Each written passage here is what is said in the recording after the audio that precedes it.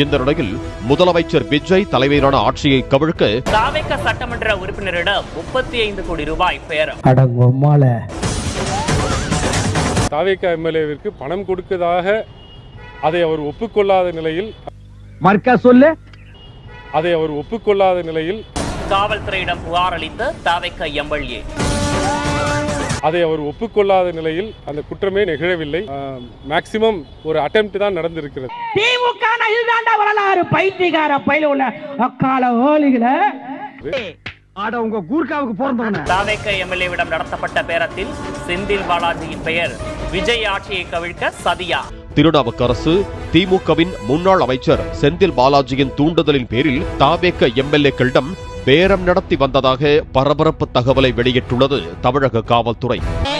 காசை வாங்கிட்டு உள்ள புடிச்சு போடாம வெளியில விட்டுருக்கீங்க. இன்னும் எத்தனை பேர் குடிய கெடுக்க போறாங்களோ.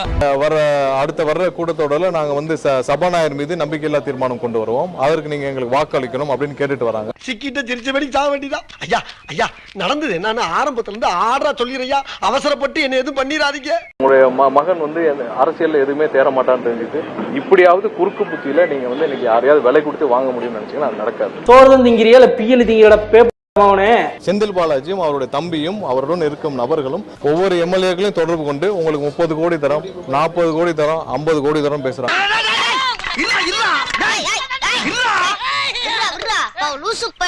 திமுகவின் கொங்கு மண்டல பொறுப்பாளரும் முன்னாள் அமைச்சருமான செந்தில் பாலாஜியின் தூண்டுதலின் பேரில் போன மாசம் தானே நான் அடிச்சேன்.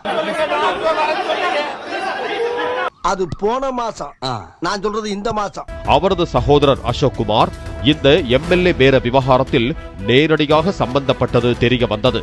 இந்த பொழப்புக்கு 4 பேர் உங்களுடைய மகன் 5 வருஷம் நீங்க ட்ரெயின் பண்ணி பாத்தீங்க, எதுவுமே நடக்கல. அன்னைக்கே சொன்னல நீ அந்த விஷயத்துக்கு செயல்பட்டு வர மாட்டான்னு. அப்புறம் என்ன உங்க வீட்டு பிள்ளையா நினைச்சு எல்லாரும் என்னை மன்னிச்சிருங்க.